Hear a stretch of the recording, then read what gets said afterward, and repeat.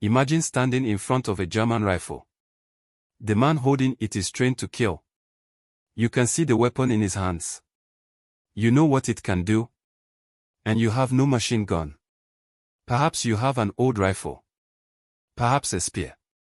Perhaps only a bow and arrows. Yet you are walking toward him. Why? Because someone has given you water. Not ordinary water. Sacred water. You have been told that if this water touches your body, German bullets will turn into water when they hit you. So you believe. And you walk. Closer. And closer. Then the guns begin to fire. For a moment, imagine what that must have felt like. The sound of the first shot. Then another. Then many more. Men running. Men falling. Dust rising from the ground. And somewhere in that confusion, a terrible truth begins to appear. The water cannot stop the bullets. But by then, it is too late. Thousands of people have already placed their faith in it. And behind that belief is a story far bigger than a strange claim about water. It is the story of people whose land and way of life were being pushed under the control of a foreign power. It is the story of farmers who were forced to grow crops they did not choose.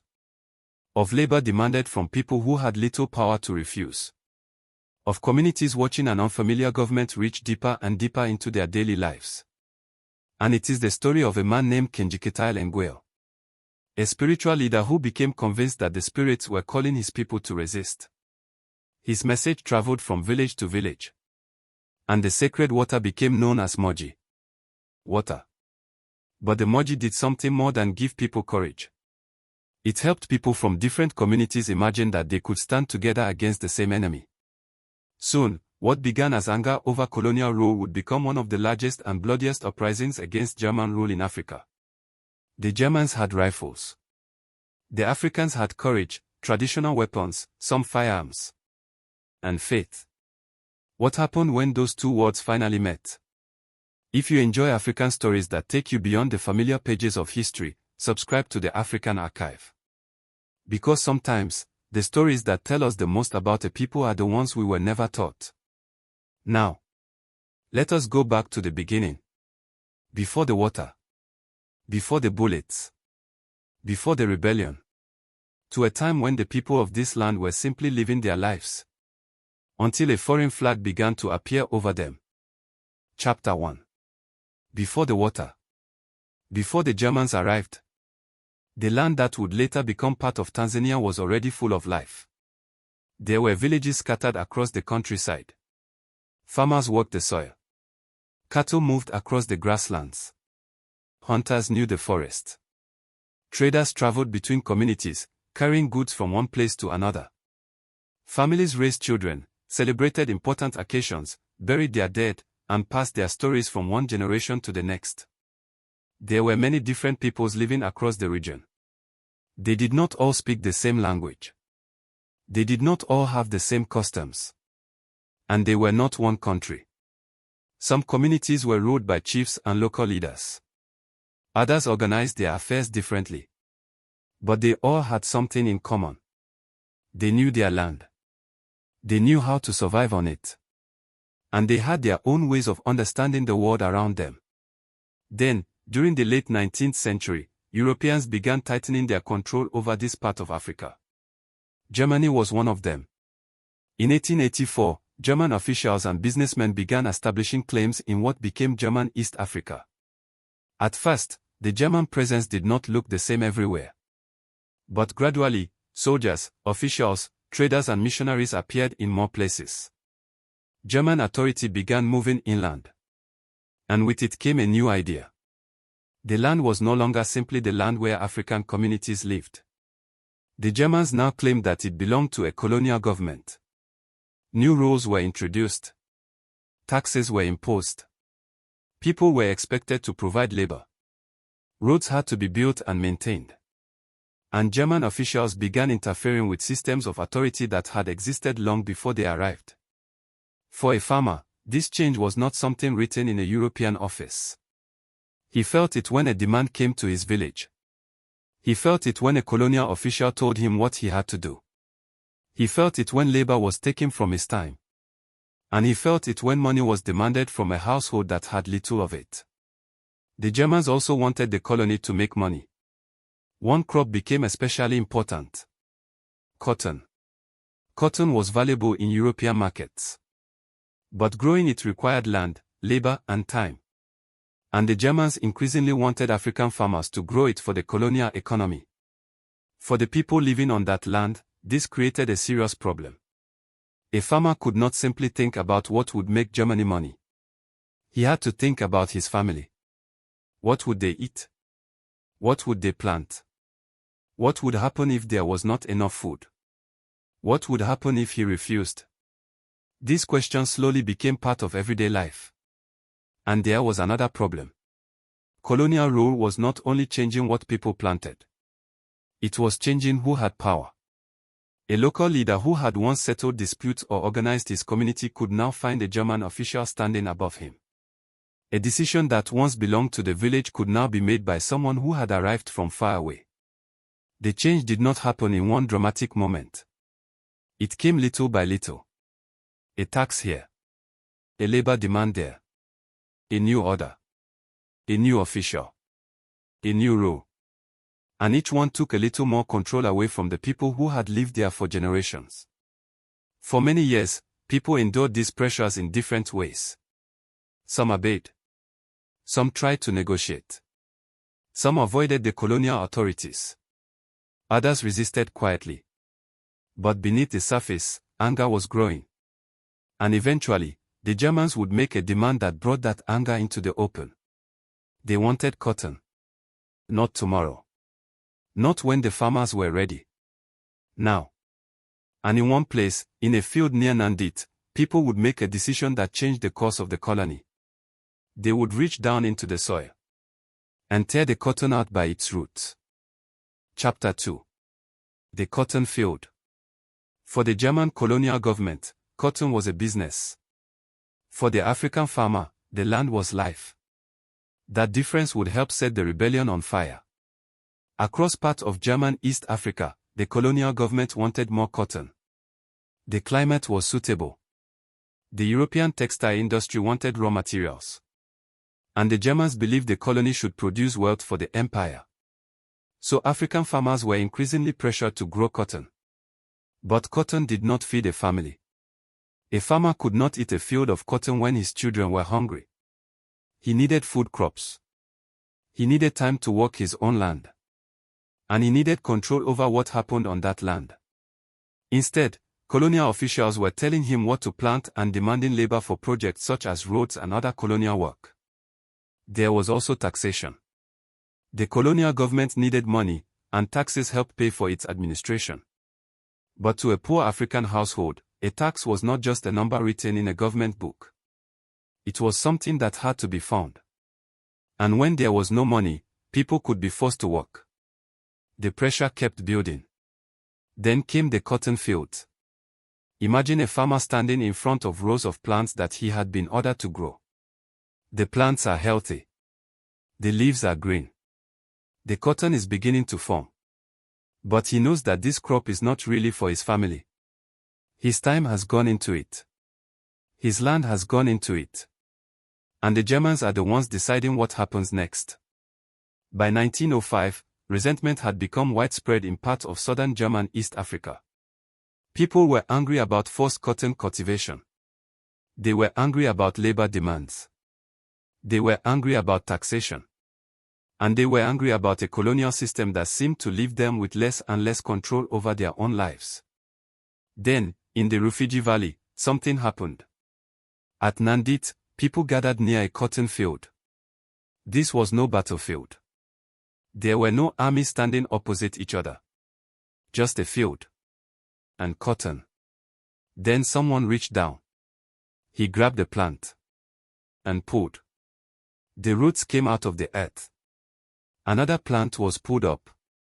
Then another. Soon, the field was being destroyed. It was a simple act. But it carried a powerful message. We will not grow this for you. The cotton was no longer simply a crop. It had become a symbol of colonial control. And destroying it was an act of defiance. The rebellion that would become known as the Maji Maji Rebellion had begun. But there was still a problem. The Germans had guns. The people who were resisting them did not have an army equipped to fight a European colonial power. Anger could bring people together. But anger alone could not make bullets disappear. They needed something else. Something that could give frightened people the courage to face a powerful enemy. And that was when a man named Kinjikitile Ngwale entered the story. A spiritual leader in the Matombai area. A man whose message would soon travel far beyond his own community. A man who would tell people that they did not have to fear German bullets. Because, he said, they had something that could protect them. Maji. Water. Chapter 3. The man who spoke to the spirits. The curtain had been pulled from the ground. The anger was real. But anger alone could not explain what happened next. For that, we need to meet a man. His name was Kinjikitile Ngwale. Kinjikitile lived among the Matombai people in southern German East Africa. He was not a soldier. He did not command a European-style army. He was known instead as a spiritual leader. A man whose followers believed he had a special connection with the spirit world. To understand why people listened to him, we have to understand something about the world in which he lived. For these communities, the spiritual world was not something separated from everyday life. The ancestors mattered. Spiritual forces mattered. Religion was connected to questions of health, famine, family, leadership, and the future. So when Kinjikitile began speaking about a spiritual power that could help his people resist the Germans, his message did not sound like a strange idea coming from nowhere. It spoke to a word they already understood. People began coming to him at Ngarambe. They listened. They carried his message back to their communities. And that message was powerful. The Germans might have rifles. They might have soldiers. They might have authority. But Kinjikitile said the Africans had spiritual protection. He spoke of a sacred medicine associated with Maji, water. According to the belief that spread through the movement, the Maji could protect those who used it from German bullets. To a modern listener, the idea may sound impossible. But history becomes difficult to understand when we judge people only by what we know today. The important question is not simply, was the water really able to stop bullets? It was not. The important question is, why did people believe it? Because they were living through a crisis. Their land was under foreign control. Their labor was being demanded. Their crops were being dictated. Their communities were being disrupted. And now someone was telling them that they were not powerless. That message could travel. And it did. The Maji became more than water. It became a symbol. A symbol that the Germans could be challenged. A symbol that different communities could stand together. A symbol of hope at a time when the future looked frightening. But there was another part of Kinjikitile's message. The struggle was not simply about one village. It was about resistance to a foreign power. And that idea began traveling beyond the Matombai. Men carried the message along paths between villages. Others heard it from relatives and neighbors. The story grew with every telling. Soon, people from different communities were preparing to fight. They did not suddenly become one people. They still had their own identities, leaders, and traditions. But for the first time, many were beginning to see the same enemy standing before them. And the word connecting them was simple. Maji. Water. The belief gave people something that weapons alone could not provide. Courage.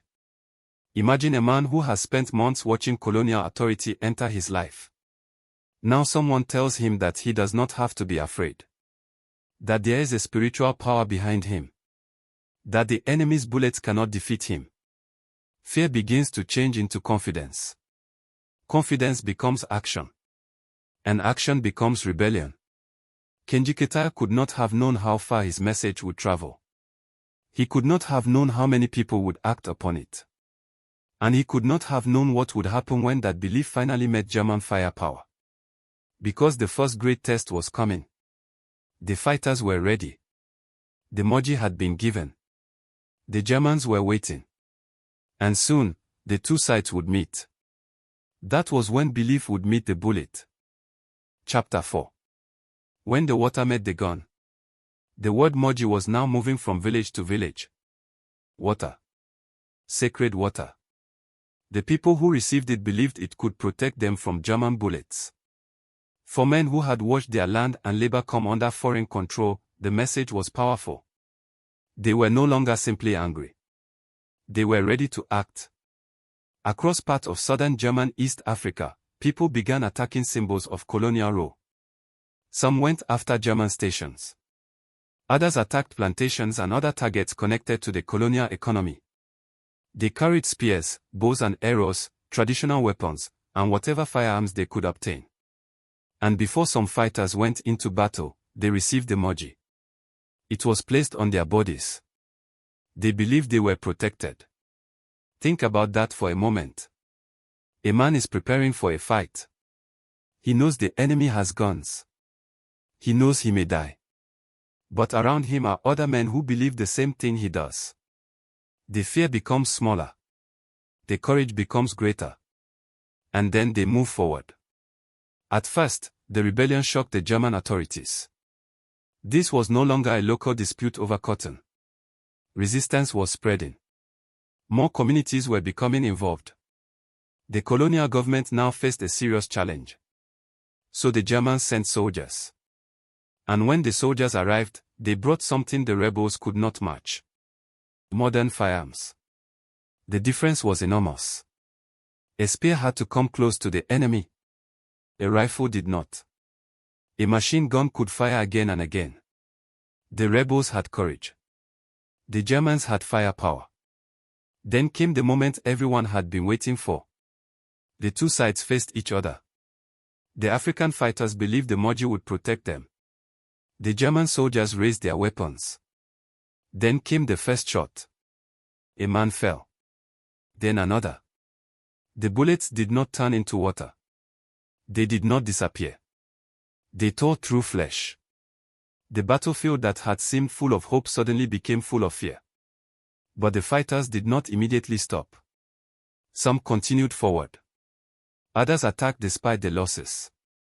The belief that had brought them onto the battlefield could not simply disappear with the first bodies. And this is where the tragedy of the Maji Maji Rebellion becomes clear. The people who believed in the Maji were not necessarily lacking courage. Quite the opposite. Many were willing to walk directly toward weapons that could kill them. But courage could not erase the technological advantage of the German military. The Germans had trained soldiers. They had rifles. They had machine guns. And they could bring more men and weapons into the fight. The rebels had numbers. They knew the land. And they had a powerful belief that gave them the confidence to continue. The conflict became increasingly violent. But something else was happening at the same time. The rebellion was spreading. The Germans were not fighting one small group anymore. They were facing resistance across a wide area. Different communities were joining for different reasons. Some had been angered by forced cotton cultivation. Some had suffered under labor demands. Some wanted to defend their communities. And others were drawn by the spiritual message of the Maji. The rebellion was becoming larger than Kinjikitile himself. And that made it harder to control. But the Germans were learning too. They were beginning to understand that defeating one group of fighters would not end the rebellion. Another group could appear somewhere else. As long as people had food, villages, and places to hide, the resistance could continue. So the Germans began preparing for a different kind of war. A war that would not be fought only against the men carrying spears and rifles. It would be fought against the land itself. And when that happened, the Maji Maji Rebellion would enter its darkest chapter. Because the Germans were about to discover that the easiest way to starve a rebellion was to starve the people who fed it. Chapter 5. The war spreads. The Germans had expected resistance. What they had not expected was how far it would spread. The rebellion was no longer confined to the communities around where Kinjikitile had first become known.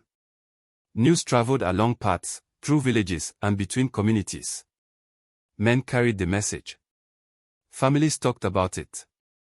And wherever people had their own reasons to hate colonial rule, the message found fertile ground. The rebels did not form one neat army with one uniform, one headquarters and one commander. This was not that kind of war. Different communities fought in different places. Some attacked German stations. Some targeted plantations. Others struck at the roads, buildings, and systems that helped the colonial government control the country. They knew the forest. They knew the paths. They knew where streams could be crossed and where people could disappear into the countryside. For the Germans, this created a difficult problem. They could send soldiers into one area and defeat a group of fighters. But that did not mean the rebellion was finished. Another attack could happen somewhere else. Another village could rise. Another group could appear from the bush. The rebellion was becoming a moving target. And there was another thing helping the fighters. Numbers. Thousands of people became involved in the uprising in one way or another. Not all were soldiers. Some provided food. Some carried messages. Some sheltered fighters. Some fought directly. Others simply refused to cooperate with the colonial authorities. This made the conflict much bigger than a battle between two armies. It became a struggle involving whole communities. But numbers alone were not enough. The Germans had a military advantage that became more important with every major clash. Their soldiers had modern rifles. They had machine guns. They had better military organization. And they could move troops from one place to another. The rebels could strike quickly. But when German soldiers arrived in strength, the difference in weapons could be devastating. Still, the resistance continued. And that persistence worried the German authorities. They needed to end the rebellion.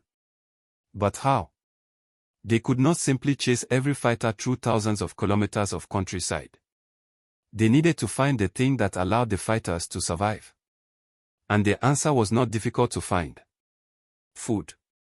A fighter could carry a spear. He could hide in the forest. He could move from village to village. But he could not fight for long without eating. And the people helping him also needed food. The Germans began to understand that the rebellion depended on the countryside. The farms. The villages. The crops. The cattle. The food stores. If those things remained intact, resistance could continue. So the German strategy began to change. Instead of fighting only the men carrying weapons, they would destroy the resources that kept those men alive. It was a brutal calculation. If there was no food, there would be no army. But there was something the Germans could not separate so easily. The fighters from the people. Destroy the food of the fighters. And you also destroy the food of their families. Destroy the villages that shelter them. And you punish the people living in those villages. The war was about to move beyond bullets and battlefields. The fields themselves would become targets. And when the burning began, the rebellion would become something far more terrible than a military struggle. The Germans were about to turn hunger into a weapon. Chapter 6. When the land became a weapon. The Germans had discovered something terrible. They did not have to find every rebel. They did not have to capture every village. They only had to make it impossible for the fighters to survive. And there was one way to do that. Destroy the food. Across the countryside, German forces began using a scorched-earth strategy. In simple terms, it meant this. If the land could feed the rebels, the land had to be destroyed. Crops were burned. Food stores were emptied or destroyed. Villages were attacked. Livestock was taken or killed. People were driven away from places where they could grow food. The countryside that had once sustained families was slowly being turned against them. Imagine returning to your farm after the soldiers have passed. You know where the maize should be. You know where your other crops should be. You know where your animals should be. But the field is black. The food is gone. The animals are gone. And there is smoke rising from what used to be your home. You have survived the soldiers. But now you have to ask a different question. What will we eat? This was the terrible weakness of the Maji Maji fighters. They could hide from soldiers. They could move through forests. They could attack and disappear. But they could not escape hunger. And the Germans understood that. The strategy began to change the character of the war. Earlier, the main danger had been the rifle. Now the danger could be an empty field, a destroyed granary, a missing cow, a village abandoned in fear. For families, the distinction between soldier and civilian became increasingly difficult. A man might fight during the day and return to his family at night. His family might provide food to fighters. A village might shelter men resisting the Germans. So when German forces moved against that village, the consequences could reach everyone. The rebellion was no longer simply being fought between men carrying weapons. The entire system that kept communities alive was being attacked.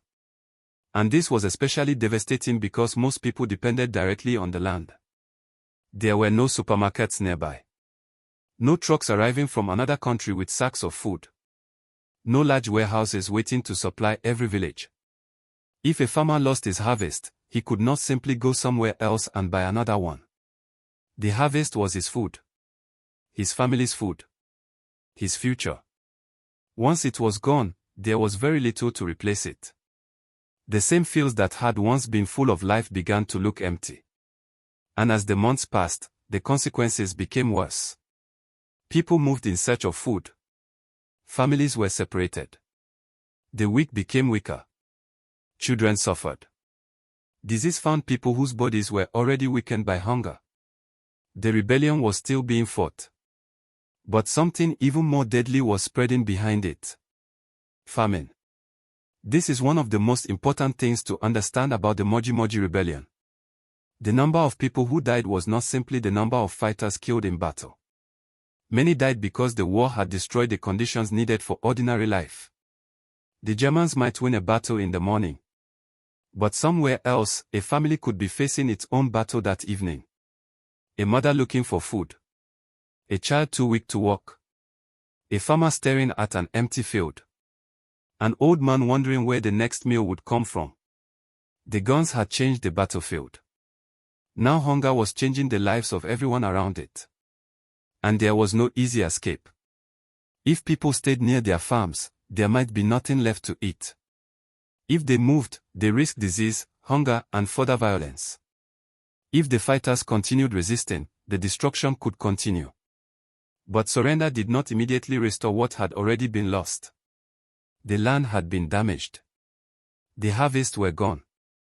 And the people were becoming weaker. The German strategy was working. The rebellion was slowly being strangled, not only by bullets, but by hunger. And as the fighting continued, the great promise of the Maji became painfully distant. The water had given people courage to face the guns. But courage could not bring back a burned harvest. It could not fill an empty stomach. It could not bring back a child who had died from hunger. And somewhere across this devastated land, the people who had once believed they were marching toward victory were now simply trying to stay alive. The rebellion had begun with a struggle for control of the land. Now the land itself had become a battlefield. Chapter 7. When hunger became the enemy. The guns were still firing. But for many people, the greatest danger was no longer the German soldier. It was hunger. The fields had been destroyed. Food stores were empty. Livestock had disappeared. And the people who depended on the land had nowhere else to turn. Imagine waking up in the morning and knowing there is nothing to cook. Not because your family forgot to buy food. There was simply nowhere to buy it. The crops that should have fed you had been burned or destroyed. The animals that could have provided milk or meat were gone. And the next harvest was still far away. For a farmer, this was terrifying. For a mother, it was worse. She could watch her children becoming thinner. She could see their strength leaving them. And there was very little she could do. Across the affected areas, People began leaving their homes in search of food and safety. Some hid in forests. Some moved to places where they hoped crops had survived. Others stayed behind, too weak or too frightened to travel. The rebellion had already damaged communities. Now famine was tearing them apart from the inside. And hunger rarely comes alone. When people do not eat enough, the body becomes weak.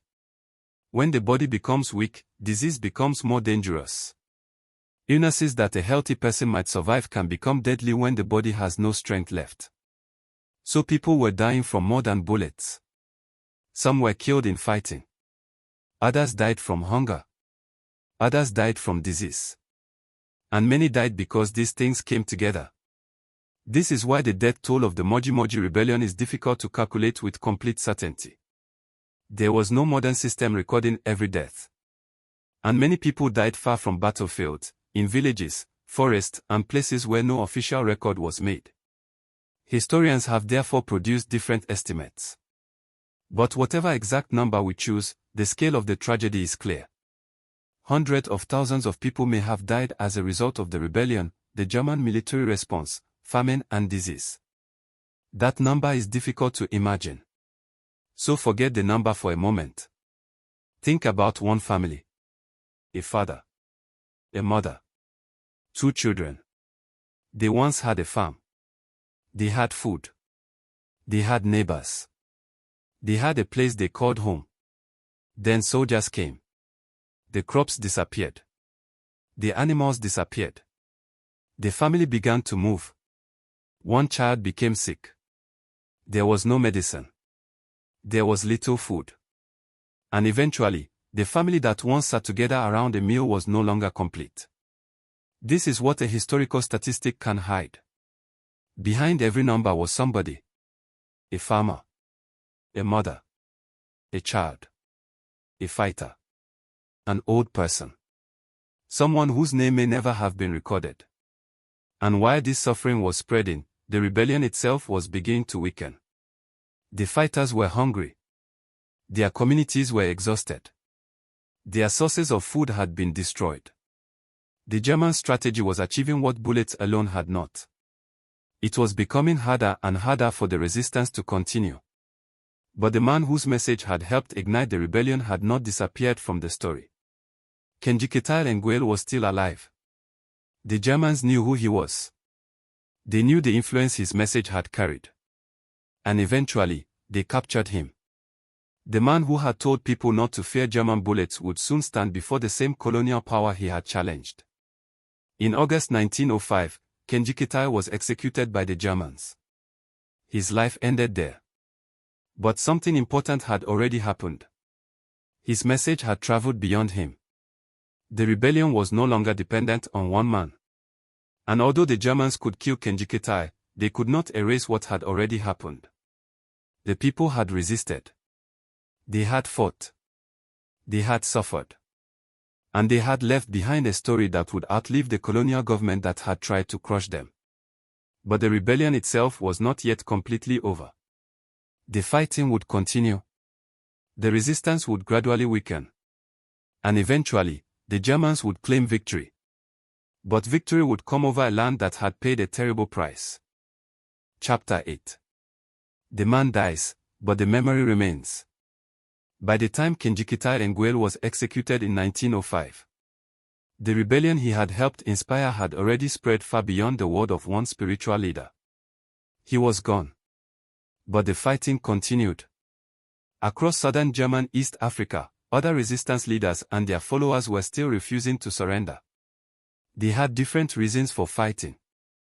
Some wanted to defend their land. Some wanted to escape German control. Some were fighting because their families had suffered. And some still believed that resistance was the only answer left to them. But the situation was becoming more difficult every day. The Germans had more soldiers, more guns, better military organization.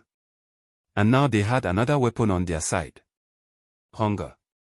The destruction of crops had weakened the communities that supported the rebellion. People who might once have carried food to fighters were struggling to feed themselves. Men who had once been strong enough to fight were now exhausted. Families were scattered. Villages had been destroyed or abandoned. The rebellion was slowly losing the strength that had allowed it to spread. One group could still attack. Another could still hide in the countryside. But the movement could no longer sustain the same level of resistance. The Germans continued their military operations. One after another, pockets of resistance were defeated. By around 1907, organized resistance had largely been crushed.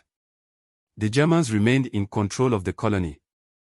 From a military point of view, the Maji Maji Rebellion had failed. The colonial government had survived. The rebels had not driven the Germans out. And the people who had risen against German rule had paid an enormous price. But history is not always as simple as victory and defeat. Because the rebellion had revealed something the Germans could not easily erase. People who had lived in different communities had found a common cause. They had discovered that colonial rule was not something they had to accept silently. They had challenged it. And the price of that challenge had been enormous. The German response had also exposed the terrible consequences of colonial policies. After the rebellion, German authorities recognized that some of their earlier methods had helped create the crisis. Policies toward forced labor and agriculture were reconsidered. But these changes came after thousands upon thousands of lives had already been lost. The dead could not return. The destroyed crops could not feed anyone. The burned homes could not shelter the families who had lost them. And Kinjikitile could not return to the people who had once gathered around him. Yet his name remained. So did the memory of the rebellion. Years passed. The German colonial period eventually came to an end. The land itself changed hands. Germany lost its African colonies after the First World War. And German East Africa came under British administration as Tanganyika. Much later, Tanganyika became independent in 1961. Then, in 1964, it united with Zanzibar to form Tanzania. By then, the men who had fought in the Maji Maji Rebellion were long gone. But their story had become part of the history of the new nation. And perhaps this is where we need to return to the strange question with which our story began. What was the Maji really about? It did not stop German bullets. The people who believed in it were not protected from death. But perhaps the deeper meaning of the Maji was never found in the water itself. It was found in what the people believed they could do. They could resist. They could refuse. They could stand together. They could tell a powerful colonial government, enough. The tragedy is that courage did not save them. The rebellion was crushed. The land was devastated. And the suffering was immense. But their resistance became part of the memory of the people who came after them. That is why the Maji Maji Rebellion matters. Not because it was a military victory. It was not. Not because the Maji stopped bullets. It did not. It matters because it shows us what can happen when people who have been pushed, controlled, and humiliated for years finally decide that they would rather risk everything than continue living without a voice. And when we remember Kinjikitile Ngwale, we should not remember only the man who said that water could protect people from bullets. We should remember the world around him. The farmers. The families. The fighters. The people who went hungry. The people whose names were never recorded. And the people who survived long enough to carry the memory forward. The rebellion ended. The colonial government eventually disappeared. But the story remained. And somewhere in Tanzania, the land still carries the memory of the people who once stood upon it and said, "We will not simply accept this." Epilogue. What the water left behind. Today, the land where the Maji Maji Rebellion was fought is quiet. There are farms again. There are villages. There are roads carrying people from one place to another. Children grow up in places where German soldiers once marched. For most of them, the rebellion belongs to history. But history has a way of remaining in the land. More than a century ago, people stood in these same communities believing that something extraordinary was about to happen. They believed the Maji would protect them. It did not. The bullets were real. The suffering was real. And the consequences were terrible. But if we stop the story there, we miss something important. The Maji was never only about water. It was about hope. It was about people trying to find courage at a moment when a powerful foreign government seemed to control almost every part of their lives. It was about farmers who did not want to surrender their land and labor without a fight. It was about communities discovering that their anger could become resistance. And it was about the extraordinary power of belief. Kinjikitile Ngwale could not defeat the German army. He could not protect his followers from bullets. And he could not prevent the terrible suffering that followed. But his message traveled. It brought people together. It gave them courage. And it became part of the memory of a people. That memory matters. Because the Maji Maji Rebellion reminds us that African history is not only a story of kingdoms, emperors and presidents. Sometimes it is the story of a farmer standing in a field. A mother trying to feed her children. A young man walking toward danger. Or a spiritual leader telling frightened people that they still had the power to resist. The rebellion was defeated.